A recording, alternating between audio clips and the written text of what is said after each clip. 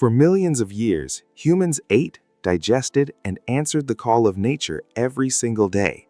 Yet toilet paper was only invented a tiny fraction of a second ago in human history. That means for 99% of our existence, every single culture on Earth had to figure out a completely different way to handle one of the messiest parts of being human. And some of their solutions were so bizarre, uncomfortable, and surprisingly clever that it makes you wonder how our ancestors ever survived without modern plumbing. If you walked into a public restroom in ancient Rome, you would not find any privacy, but you would find a very specific tool waiting for you in a water trough. It was called a xylospongium, and it was simply a natural sea sponge tied to the end of a long wooden stick. Everyone sitting in that row of open stone toilets shared the exact same sponge, rinsing it off in a bucket of salty water or vinegar between uses. But what happened when a culture lived thousands of miles away from the ocean and had no access to sea sponges? In ancient China, people took a completely different approach, using something they had in endless supply: bamboo. Wealthy families and nobles used polished wooden or bamboo sticks wrapped in soft cloth, which were washed and reused. But for the average farmer, a plain, flat wooden spatula called a seika was the standard everyday tool. That seems like a reasonable alternative until you realize what the Chinese invented next, which completely changed human hygiene forever. During the 6th century, a Chinese scholar named Yan Zitui wrote that he dared not use paper containing quotes from wise sages for personal sanitation. This is the very first time in recorded history that anyone mentioned using paper in the bathroom, nearly 1,000 years before Europeans even thought of the idea. But while royalty enjoyed custom sheets of soft, scented paper, the rest of the world was still relying on whatever was laying on the ground outside. If you lived in a freezing Scandinavian village during the Viking Age, you did not have access to soft leaves or manufactured paper. Archaeologists digging through ancient Viking pits found traces of moss, animal wool, and even old scraps of woven cloth that were used until they fell apart. Nature provided the materials, but the climate dictated just how comfortable the process was going to be. Across the Mediterranean, ancient Greeks had a much harder and rougher approach to personal cleanliness. They used smooth pieces of broken pottery known as pessoi, carefully rounded at the edges so they would not cause serious physical injury. Some archaeologists even believe the Greeks wrote the names of their political enemies on these clay shards before using them, turning a daily routine into an act of revenge. But that raises a massive question about whether using hard stone was actually safe for human health over a lifetime. Studies of ancient Greek skeletons show that using sharp or rough clay fragments frequently led to severe skin irritation and long-term medical issues. Yet, despite the obvious physical discomfort, the practice survived for centuries because clay was cheap, permanent, and available everywhere. It turns out that what you used often depended entirely on how much money you had in your pocket. In rich coastal cities, wealthy merchants could afford imported textiles, soft wool, and scented water to clean themselves. Meanwhile, the lower classes were forced to rely on smooth river stones, dry corn cobs, or handfuls of straw. The gap between the rich and the poor was visible even in the most private moments of daily life.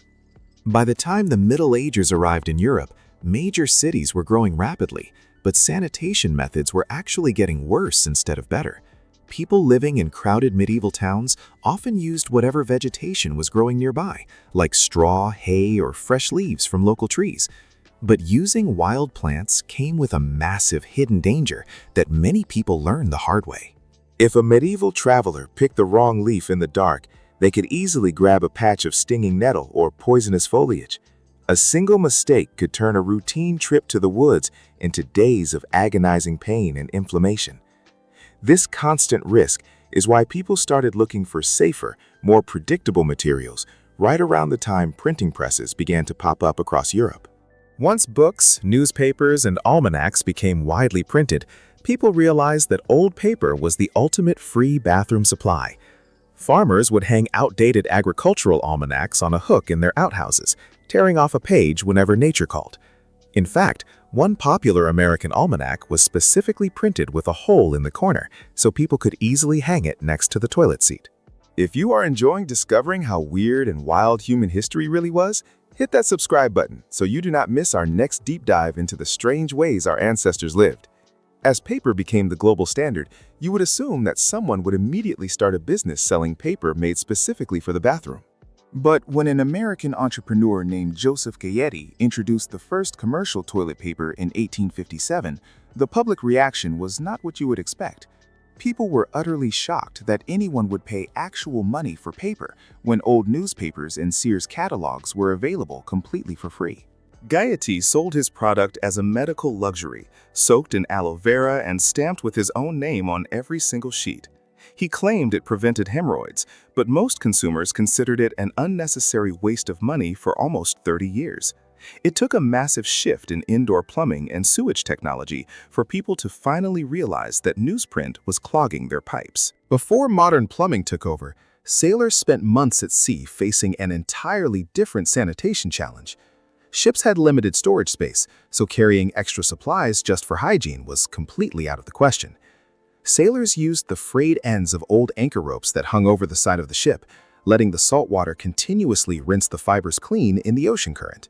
In arid desert regions like the Middle East and parts of India, water was precious, but it was still considered the ultimate tool for cleanliness. People developed a system of using a small pitcher of water held in one hand while using the other hand to clean themselves. This created a strict cultural rule where the left hand was used exclusively for sanitation and was never used for eating or shaking hands with others. This water-based tradition was actually thousands of years ahead of Western civilization when it came to real hygiene and disease prevention. While Europeans were using dry straw and dirty rags, water-using cultures were actively avoiding the bacterial infections that plagued overcrowded Western cities. The simplest method was actually the healthiest one all along. When European explorers first visited native populations in the Americas, they were surprised to find people using soft corn husks, snow, and specific mosses that had natural antibacterial properties. Indigenous tribes had spent generations testing local plants to find species that were naturally soft, absorbent, and completely safe for sensitive skin. It was a sophisticated system built on deep botanical knowledge that Western settlers completely ignored. Even inside royal palaces, the habits of kings and queens were far more shocking than you might imagine. King Henry VIII had a dedicated court official whose sole job was to assist the monarch in the restroom and monitor his digestive health. This position was so prestigious and influential that powerful lords actively fought each other for the chance to take the job. As late as the Victorian era, royalty used luxurious fabrics like lace, velvet, and fine linen that were washed by servants after every single use. But for the average factory worker living during the Industrial Revolution, life was far less glamorous. They relied on whatever scrap paper, wood shavings, or cloth remnants they could scavenge from the factory floor. When Splinter-Free toilet paper was finally advertised in the 30s, it was treated as a major technological breakthrough. Before that point, manufacturing techniques were so primitive that small wooden splinters were frequently left behind in the paper rolls. Imagine living in a world where buying toilet paper carried a genuine risk of getting a splinter in the worst possible place. Today, we take soft, multi-ply rolls completely for granted, assuming our way of doing things is the final step in human evolution.